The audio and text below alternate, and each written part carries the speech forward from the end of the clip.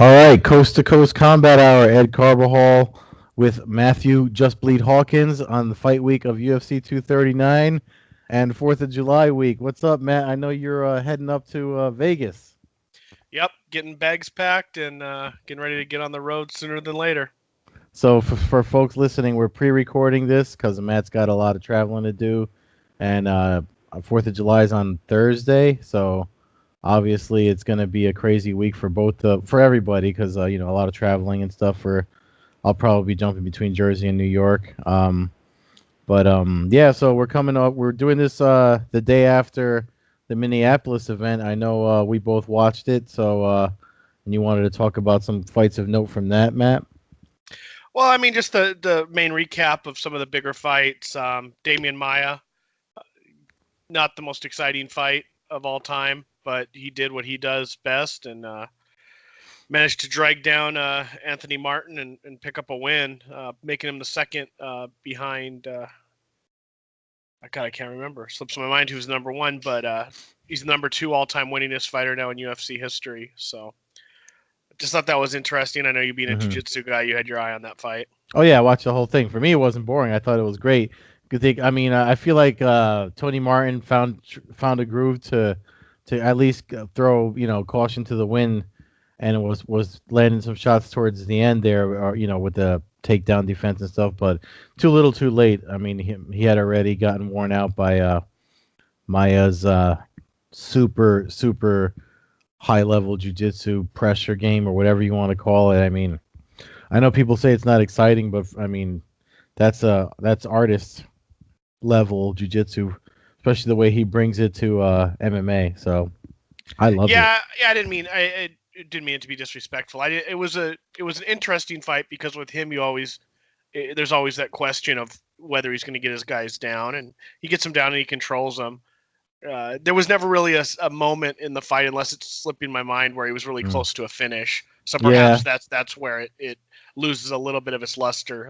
It's one thing when you got a jiu-jitsu guy and he's working his stuff and he's just barely not getting some submissions, but yeah, um, it's Damian Maia. He's 41. We've seen his act for a long time now, and he's clearly one of the top, welterweights in the world. But he just has that problem when he can't get the takedown. He's basically a fish out of water on his feet. I know he lands some punches here and there when his opponents are really looking for the takedown, but for the most part, with these big wrestlers in the welterweight division, it's always going to give him trouble.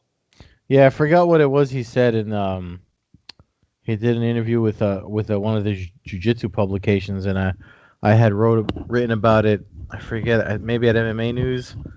But he pretty much was just like, I want to, he just wants to. He's not trying to do anything else, but just keep up the win record and be the highest winning Brazilian fighter that the UFC has had to date. And I mean, if he keeps doing what he's doing, he's well on his way to do that. I mean, it's just a frustrating style. Even who Kumar Usman, who beat him, was commenting afterwards on just how it's something that you kind of have to just find a way to deal with and win, at least win it on the judges, because they're obviously engaging him on the ground, especially early, when they're dry and submissions are harder to get out of. It's just a danger zone. So yeah, hats off to him.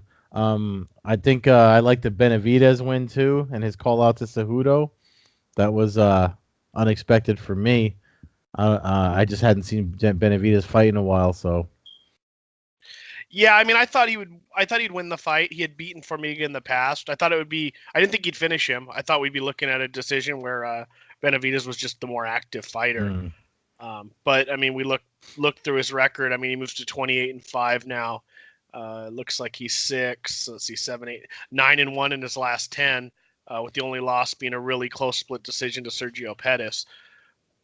Hard to deny the guy. He's got a win over Cejudo, although via split decision as well. yeah, He's beaten the top, beaten Formiga twice, beaten Dustin Ortiz twice. He's pretty much wiped out the division, other than the champ, and he's a soldier who's put in his time and been fighting for a very long time. I don't know if you saw it on Twitter. I know Aljamain Sterling's. You're a big fan of his. I don't know if you saw his tweet today where he basically said that yeah, if he gets bypassed for Benavidez, all respect to Benavidez. He'd be down to be passed basically for him, and that's the only person right now, just because he's basically a warrior who's earned his stripes and Yeah. clearly earned the shot. Now, if there's a 125-pound championship ever again, it's got to be Benavidez and Cejudo. Yeah, I agree with that too. I mean, it's hard to argue against but the thing with these double champs and somebody put out some poll out there after the event, like what's annoying you about the UFC right now, and I said interim titles because I already smell an interim fight coming. I was these Cejudo's doing a good job of keeping fans updated though, like about his progress in his surgery. So he's saying 4 or 5 months he should be back, but I mean it's shoulder surgery. I know TJ Dillashaw commented on it on when he spoke to Chael Sonnen in the week of Bellator 222. I mean, obviously everybody talked about how he talked about the drug thing, but he talked about his own shoulder surgery and how, they usually tell you 4 or 5 months, but then there's rehab and there's things like that. I mean, to get back to fighting at the level that these guys compete at, I see him sitting out longer to the point that we're going to hear the interim title for one of the two titles he holds, most likely bantamweight. But I mean, that's down the road from from where we're at now. Obviously, as far as title shots go, Francis Ngannou certainly made his case last night. I mean, yeah, my pick was wrong. I thought JDS would fight smarter. Kind of came out and fought like I mean, the fight was only a minute long, but I always get thrown off when I see guys who tend to be a little bit more technical all of a sudden come in and just start winging punches and turning their back and yeah, just being out of control. I mean, it was the one way that he had no chance to win the fight, and it seems like that's how he decided to fight. I mean, he throws one leg kick and it drops Ngannou, and then he starts just winging giant punches, leaving himself open. And if there's one thing we've learned with Ngannou is you can't let him touch you. Even if it's yeah, a grazing shot, you gotta keep your hands up and you gotta and we've seen in fights where it's been stretched out beyond the first round, he tends to have a little bit of issues. So yeah, I expected some leg kicks, some jabs, kind of just circle, maybe a light first round and then maybe some aggression later on in the fight, but just seemed like a bad game yeah. plan, or he just got into it where he decided he was just going to see who the tougher guy was, and he lost. Which is always I think the wrong move when it comes to like you've seen it happen before when two guys that try to out wrestle, like with Tito Ortiz when he fought Randy Couture, he wanted to try to prove himself to be the better wrestler, and that it didn't work out for him. And then this fight, like the fact that he decided to go, I actually thought he was gonna do just pressure, try to like grapple him or keep the space close for where Ngannou can't hook off on him the way that he's been doing to guys. But yeah, I was surprised to see JDS do that too, man. But he even said afterward it was like, it wasn't the move to make, but that don't matter now. He lost. Yeah, I mean, he's had some fights in his career where I've always kind of, he's being Brazilian. Maybe it's just that I'm brainwashed and we're all brainwashed into believing him being Brazilian. He has some kind of ground game. And obviously, everybody that comes to Brazil tends to have the accolades of being a jiu-jitsu, master, or at least really good at it. And we've just never seen it with him. Like you said, we know Ngannou, based off his fight with Stipe, was once the fight was down on the ground, he was in big trouble. So I kind of thought the same thing. Maybe he'd try to clinch up. Maybe he'd try to drag him to the ground. Try to throw him off a little bit instead of getting into a firefight. And obviously that's not the right move. Ngannou basically from here looks to probably fight the winner of DC versus Stipe Miocic at UFC 241 in August. Yeah. I don't know if. Well, I guess it all depends on how it goes down. If DC wins, I don't know if he still retires or if he feels like there's one more guy out there to try to clean out the division before he leaves, or how that goes down. DC Yeah. might win and figure that's the time to get the hell out of there before he risks brain damage. But both of those guys are really not a good matchup for Ngannou. I think potentially at least both of those guys obviously have the pedigree to get him down to the ground and grind him out. Yeah, no, I mean it's definitely something that Ngannou's thinking too. if you watch the post-fight press conference, he addressed DC's retirement and of the two of them who he'd want to fight next, and he really wants to. He definitely wants to rematch with Stipe, whether the title's on the line or not. But obviously, first and foremost, he wants a title shot with the winner.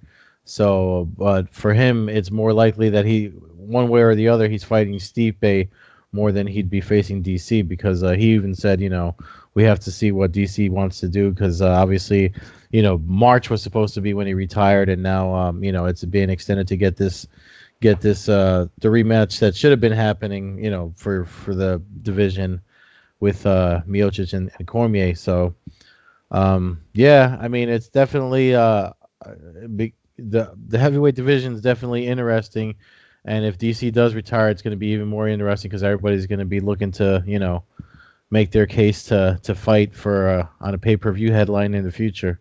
So speaking of future pay-per-view headliners, so you're going to be there at UFC 239 Fight Week.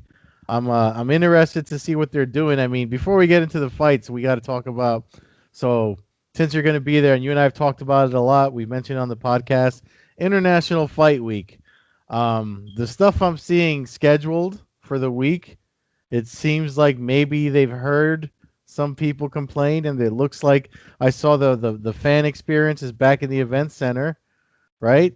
So It's in the downtown event center. I think it's in the oh same one that it was in last year. oh I didn't go down to it last year because I was so thrown off by the previous year seeing it was outdoors. So yeah this is in the downtown Las Vegas. It does look like it is mainly indoors though, which is a big step up from seeing people lined up in 120-degree weather. yeah It does look like a solid lineup. It's not as simple as it used to be. You got to have their app, and then you need to make reservations for certain autograph sessions. And then there's kind of I don't know if there's a clear distinction between an autograph session if you can get photos or if that's just autographs or or how it goes. Then they have meet and greets where it's like a handful of fighters. So it is a little bit it seems like an upgrade from what I saw 2 years ago. Like I said, I kind of bypassed on it last year because I expected it to not be that good. But I do know some people who went last year and had a decent time. So yeah, I mean, the list of fighters is good. It looks like they've got a solid, 40 or 50 pretty good name guys there. So I was glad to see that when you start seeing top contenders, it seemed like it was starting to fade off, or it was just kind of mid card people that they were getting there, and it's nice to see again, them having some champions and some bigger names for the fans yeah. to meet. I mean, I went to the 2015, 2016 International Fight Weeks, so those were like in comparison, those were awesome Yeah, compared to I mean, I missed the multiple events. yeah. That was always the thing that was kind of what separated it from just Not a even normal that. I mean, event. there was just like, I mean, you could literally walk somewhere and there was some UFC sponsor. This is obviously when the Fertitas ran the joint, but there was some UFC sponsored party that you could get into, and as long as you had a ticket to something, you got in. You didn't have to. It didn't cost you any extra money, and it was sponsored by Pandora and God knows what else, and yeah, so like that's what I mean, I got used to that, and that now that's no longer the case. So you let me know afterwards. I expect a full report when you come back home.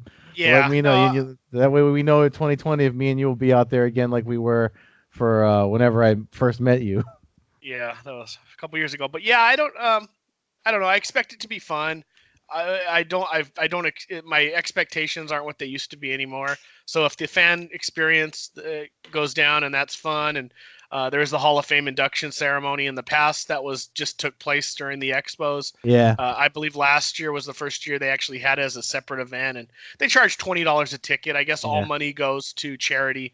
So I have no problem spending 20, $25, whatever it was with fees to get away for a couple hours out of Vegas, especially because yeah. money tends to disappear there no matter what you're doing. So just That's get a chance to be in a venue with the fighters and stuff. Wednesday nights, the MMA Fighters Only Awards. I'm also going to be attending that. So hopefully I'll have some good coverage. I got a lot of yeah. action going on this week. Hopefully you got some good news too. Shard Dog wins for best outlet. I'll bring the air horn and alert when they do. But but yeah, so there should be an action-packed weekend. I mean, a week for fight fans. You know, all the stuff's open to the public. So if you are a fight fan in the area or going out there, there is a lot of stuff that. If you're willing to spend a couple bucks, there's ton of things. The expo is free, but like I said, you need to download the UFC 2019 fan experience app in order to make reservations. They haven't opened up the reservations for that yet. I believe that'll probably happen on Wednesday or so, and then they'll start sending you out your confirmations for the times. They'll Do give you they like a 2-hour window to do show they up. do they still do the 5K? I don't see that advertised anymore. Huh. So that's, So, it seemed like yeah. an easy, it seemed like that was popular too. I mean, Yeah. I'm not one to go out there at 110 and even walk a 5K, Yeah. but I know that seemed popular. I remember seeing a lot of people walking Yeah. around with their numbers and stuff. So it seems weird you'd get rid of stuff like that, but yeah, I don't know. I one thing that at least has been fairly constant. Now we tend to get a curse every year, but they do it. I was gonna bring that up. I'm That's afraid, good. we've had a couple fights already kind of disappear from this card. One of them being the Ngannou and JDS fight that happened last night, but that was to fill a main event. That wasn't due to an injury or anything.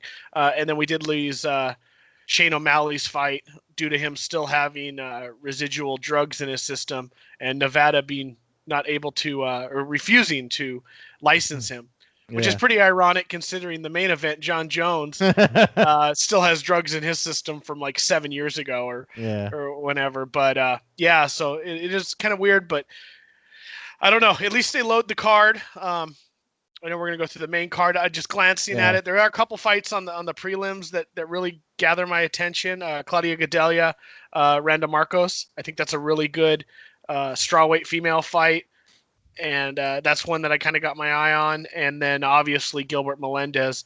He's on the downside of his career, but as somebody who watched him fight live in Strikeforce and going back to years and years watching him fight, it's cool to always see him get thrown on a card, especially on a prelim where you don't really see that. But he fights Arnold Allen, who's 14-1, up and coming stud. So I don't think it's going to end real well for Gilbert, but like I said, as an old school fan, it's cool to see him on the card.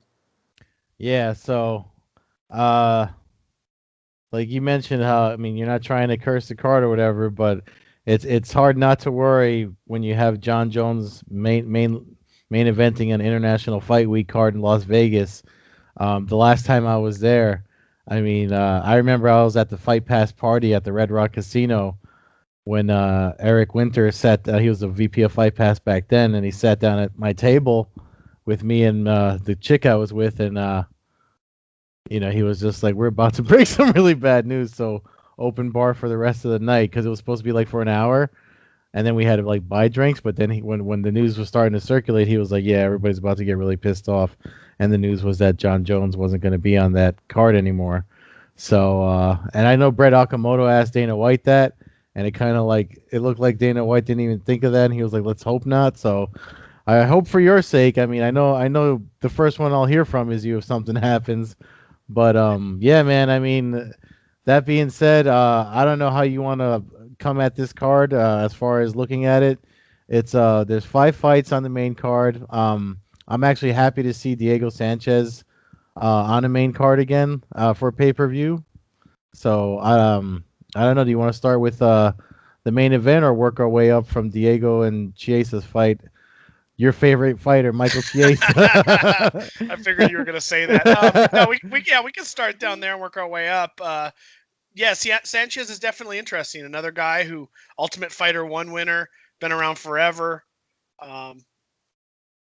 Just seems like it wasn't too long ago he was one of the Fight Pass prelims, if not the Yeah.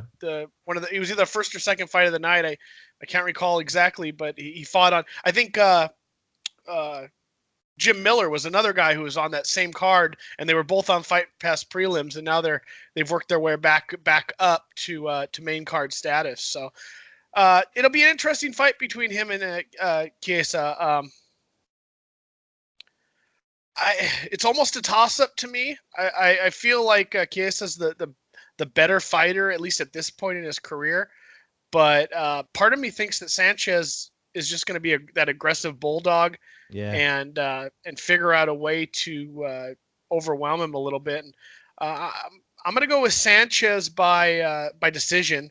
I think both of them are durable enough probably to avoid a finish unless Sanchez lands some big ground and pound maybe if he gets him down. But I'll go with Sanchez by decision in a pretty good back and forth fight. I think this will be a fairly even fight where the aggressor might just pull it off.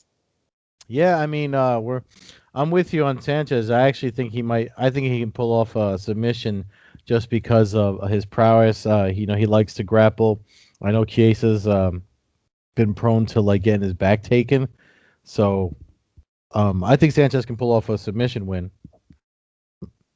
Maybe like second round, but that's where I am with that one. Yeah, so I think it'll be a good opening fight though to get the Oh action yeah. going. Next fight, light heavyweight bout, light heavyweight debut for Luke Rockhold against Jan Blachowicz. I'm looking at Tapology. I find it kind of weird that they actually have Rockhold ranked as the number 48 middleweight in the world. I was looking at that earlier, and I thought that was kind of strange. I know he's coming off a loss, and he hasn't been a super active, but seems kind of low to me. Obviously this fight's at light heavyweight, but to see him ranked number 48 when Chris Weidman's number 10 was a little odd to me, but that's neither here nor there. I think he's going to have trouble with the size and his lack of activity. So I'll take Jan by. I think Jan's going to finish him about middle of the second round. I think he'll hit him with something big and cause some problems for Rockhold. I could be completely wrong. Rockhold could school him because historically, I would say he's the better, more technical fighter. I just think he's going to have problems with the size and strength difference. I mean, you make a good. So before we started recording, once again for folks listening, we're pre-recording this on Sunday, so that way if any of these fights fall through, you don't blame us while Matt's drinking it up in Las Vegas and I'm getting fat at jiu-jitsu barbecues here in Jersey. But you've actually, I mean, you make a really strong point for me. I mean, we don't know how he's going to handle the fighting at that division. I know most of these guys walk around and train heavier than what they fight at, but I think it's different when you feel the pressure of someone at that level in that weight class that's comfortable with it. It could be, I see that being a problem for him too. So plus Luke Rockhold hasn't been the Rockhold that that I remember. You know what I mean? I don't know if that makes any sense. Like I feel like he maybe he's just not the aggressive controlling ground specialist. I know that question mark kick he threw it enough times to mess up his own knee. So because it does wear and tear on the knee when you throw that kick. So yeah, I see I'm with you on that one too. Jan Blachowicz. That brings us up to what a lot of people might see as almost the main event of the night, to be honest with you. A fight that is kind of the fan main event of the evening, at least. Ben Askren, Jorge Masvidal. 19-0 Askren, former Bellator champion, former ONE champion, made his UFC debut, won a slightly controversial fight, although he did get the finish against Robbie Lawler in his debut. Masvidal coming off a huge upset knockout of Darren Till. I want to say I want Masvidal to win this fight. I'll be rooting for him as the underdog. I tend to do that, especially one where I kind of see it as a major underdog, and he's going up against an undefeated fighter. So it's always fun for me to see some kind of history or something. So seeing Askren suffer his first loss, in a sense, would be a bit of history. Although going to 20-0 with this win would also be quite a notch on his belt. I just can't see it happening until I see somebody finish Askren. I gotta go with him in his wrestling. I feel like Lawler came as close as you can physically come to doing it, and a lot of people thought the fight should have been stopped in his initial barrage. I haven't seen it yet with Askren. He grabs everybody, he drags them down to the ground, and nobody can do anything. And I haven't seen enough in Masvidal's career to see that he's going to be able to get up from the ground or be able to defend, or threaten with any kinds of submissions or anything like that to be able to really make Askren fear being on the ground with him. So I'm going to take Askren. I don't think he'll finish Masvidal unless it's by like a head and arm choke, maybe after he wears him down. I'll probably go with Askren by decision, or I will go with him by decision in a 30-27, 30-26. There could easily be a 10-8 round, in my opinion, where he takes him down and Masvidal doesn't get a single strike off and is basically just wrestled for 15 minutes. Yeah, I mean, since he's already kind of gotten through, I have Askren picked to win too. I wrote down his name before we started recording, but one of the only concerns I have are one of the things he mentioned, like when he fought Lawler, he said he wasn't expecting him to be as strong as he was, and from talking to like you talk to guys that get in the UFC, something my instructor said actually when so Ricardo Romero was like 11-1 before he got to the UFC and fought in their light heavyweight division, and then he fought he fought 3 times there, and one of the things my instructor said was like I don't think there's anyone in the UFC that does not hit like harder than what you're used to seeing in other promotions. So that's what I think of when I think of George Masvidal. So I'm wondering, just because of what happened in the Lawler fight, because it looked like not only did the slam seem to take a little away from Askren, but the strikes looked like they hurt him too before he got his wrestling in. I'm wondering if he can get taken by surprise again. I want to say that he's been through that, been there, done that with the Lawler fight. So that's the reason why I can see Askren doing another decision victory, like you said. But that's the only concerns I have. I still have Askren picked to win. Yeah, I just think until somebody finishes him and we see his true weakness. I mean, he showed he had a chin in his last fight. I think if anything that helps him going into this fight. Masvidal is a bulldog. Yeah. And is as tough as it gets. I just don't know. We haven't seen anybody who can stand up to Askren's pressure wrestling. So until somebody does and really neutralizes that, then you got to go with him. That brings us to the co-main event. Title fight, women's bantamweight title. Amanda Nunes on a huge 9-fight win streak. Facing off against Holly Holm, who's been up and down, but continually gets title shots. Coming off a win over Megan Anderson. I believe it or not, I'm going to pick Holly Holm, and I'm going to pick Holly Holm because it doesn't make any sense. And I feel like there's certain things that don't make sense. Amanda Nunes winning her last fight against Cyborg at 145. I feel like it kind of threw a tilt to the martial arts world, and I feel like now she comes back down to 135, and Holm's going to figure out a way or land something big that's gonna hurt Nunes. And again, I don't know why. I just feel there's a part of me that just feels like because it makes so little sense that Holm really even has this title shot, that somehow she's gonna win the fight and just throw the division into a little bit of chaos. Also, I gotta see Nunes get back down to 135. In the past, she seemed to have some issues making weight. I know she has some nasal issues that caused an actual cancellation to a Vegas fight. Wasn't it an international fight week as well? Yeah, I think it was. It was 2 years ago against Shevchenko. So that's there. I mean, her last fight, I mean, she looked huge when I see her on TV when she's working the corners and stuff. Yeah. She looks big. So I'll be curious to see how the cut goes for her. And I hate to bring that up considering like you said, the past we've had on these events, but I don't know. I just feel like because it makes no sense, Holly Holm will figure out a way to win this fight, and that's all I got to say. I think Nunes is the better fighter, especially now, and she's on a roll. But again, even more of a reason for her to take an upset loss and lose, in my opinion. Yeah. So it was UFC 213 that happened. That was an international fight week card with the sinus issues that she withdrew from that main event. Well, she's a co-main event here, so I'd be lying if I said if I didn't notice the same thing you noticed. She admitted that she needed time to get big to fight Cyborg. to get the mass and the power and to go up against her. Um, so getting rid of that to go back down to 135, who knows how that's gonna wear her down, but uh, I'm still picking her to win. I think because obviously Holly Holm has shown she's not a great grappler. She's good at she's got great footwork to avoid the takedowns, but I think I think Nunes can take whatever Holly Holm puts out in the striking to get close enough to impose uh, her newfound strength and get her on the ground and possibly work in a submission.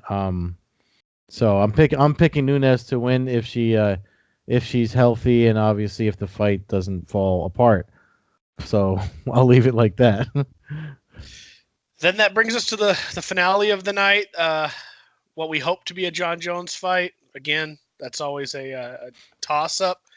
But he returns after his devastation of Alexander Gustafsson at UFC 232 at the end of December of last year. Jones versus Thiago Santos.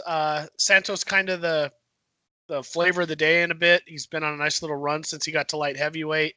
21-6. Obviously, Jones is 24-1 with that one loss being controversial, or a disqualification, but somewhat controversial, especially now with them trying to go back and possibly reverse that, which is somewhat ridiculous. But I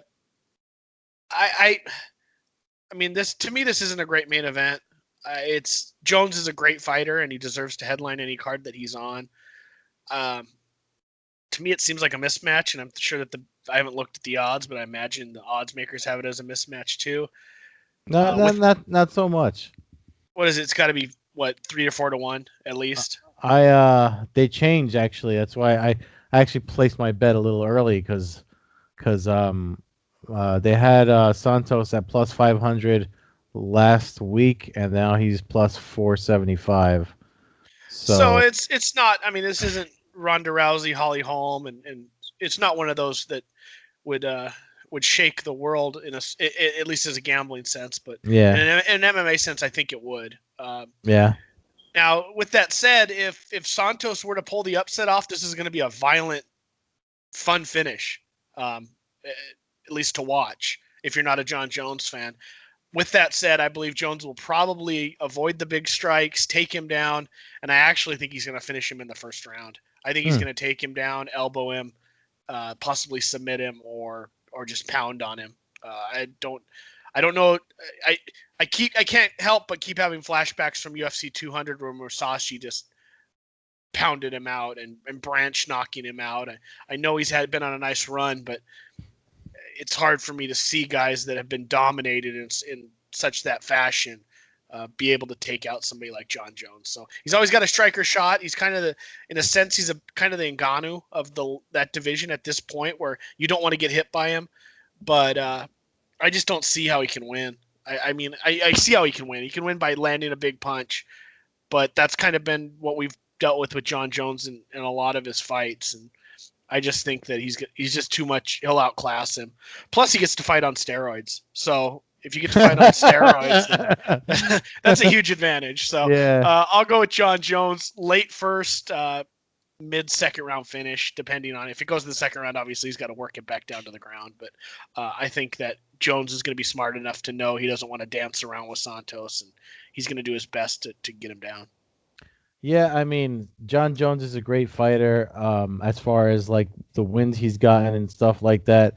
So, I mean, I might go on a little bit of a rant here because, so as folks that listen to this podcast know, I cover the sport. I write for several different websites, and I'm always a little shocked when I make an objective statement like, every dog has his day, and somebody's got to catch an L after a while when they've been winning.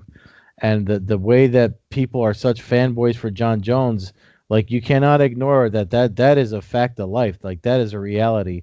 Somebody is, no matter how long you're winning, you're gonna catch a loss at some point. So for that reason is why I'm picking Thiago Santos to win. I don't. I mean, of course, if I'm wrong, I'm going to be wrong and whatever. But I mean, if it's not Santos, someone's going to do it soon. You know what I mean? Um, I saw things that folks are when I tried to just mention it, the folks that I write at these sites with were getting so, like you can't be dick riding fighters all the time. Not for nothing. Like chill the fuck out. I mean, you if you cover the sport, you got to be objective about it, and that like there's no denying that everything has an end point. So I mean, John Jones has his. It might not be UFC 239, but somebody's got his number out there, and the older he gets, the skills that he has, steroids or not, are going to start to fade. So I just feel something about the way Santos has been winning. Watching them face off against each other, I did notice that. I mean, obviously Jones has a reach advantage, and he's smart. Like if somebody that comes at him with power, like he did against Anthony Smith, he's going to do that oblique kick and chip away at the legs, to take away their mobility, which takes away their power, and you get them fighting. You get them fighting cautious, and then he gets aggressive.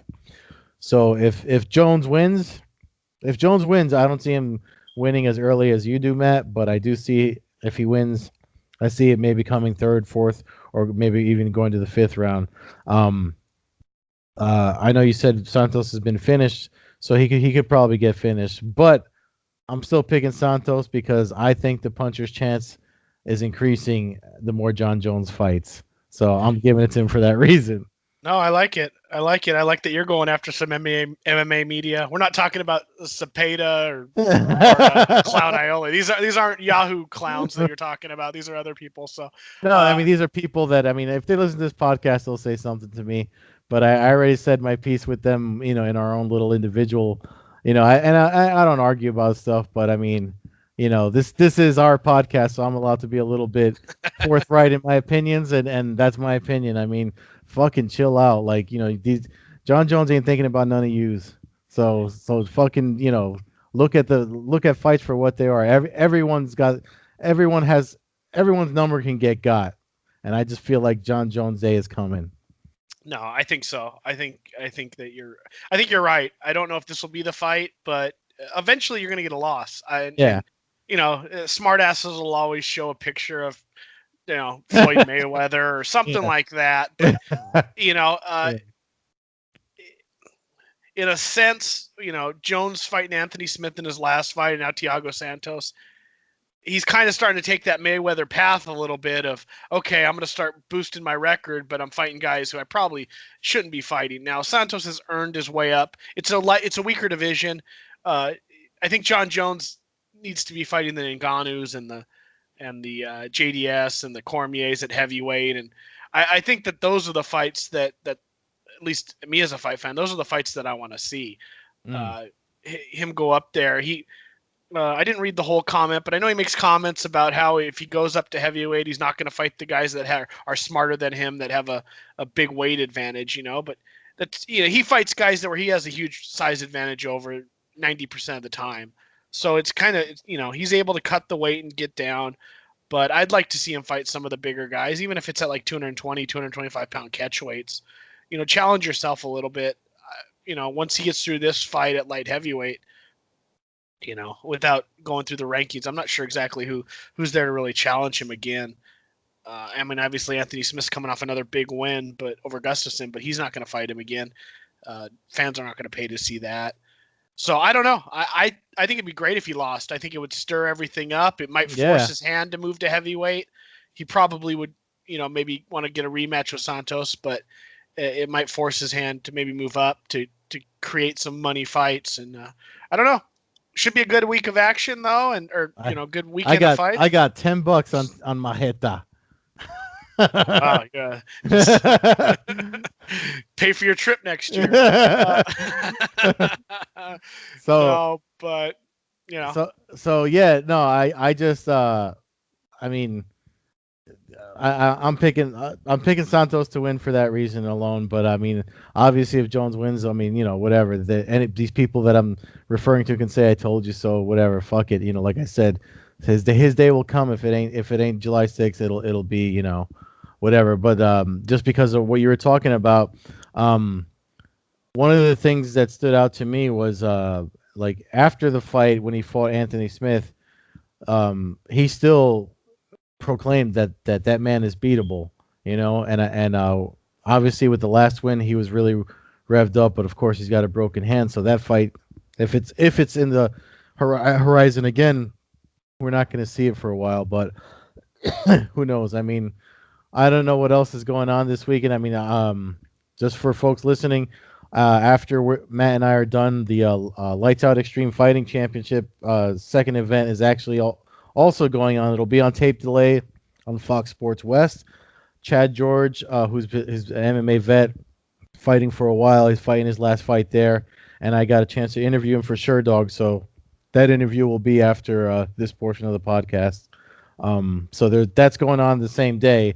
Obviously, more eyes are going to be watching the UFC, but you know, it's worth noting given his time in the sport. Quick note, and I hope this doesn't throw off the interview because you spoke to Chad a couple days ago. I'm just looking at the Twitter feed for Extreme Fighting, and it looks like he has a new opponent now. It's still Venezuela. Okay, he is fighting Venezuela. So is that Yeah. something that he was aware of during your interview? Okay. It actually, yeah, no, it changed a couple of times, but when I interviewed him, that was the opponent that they had switched to. Okay, cool. So this isn't any breaking news. I just wanted to make that aware. I know he was originally supposed to fight Kanahari and Georgie's brother, and his first name slips my mind. So, okay, great. We'll look forward to listening to the interview, and fans can always follow us at Combat Hour. Follow me at MMA Hawk 21 on Twitter and Instagram. Catch Ed at Carbazol on Twitter, at Carbeerzol on Instagram. I hope to have a bunch of pictures going up and any updates that I'm able to get over the next Wednesday to Saturday night. So we'll see what happens. We'll be watching your feed closely on International Fight Week. Yeah, God bless me and the traffic getting out to Vegas. So that's what I'll be looking forward to. But until then, Ed, I'll be talking to you over the weekend or this upcoming week, and we'll have a lot to talk about next week, I'm sure. Oh yeah, safe travels. All right, man. I'll talk to you.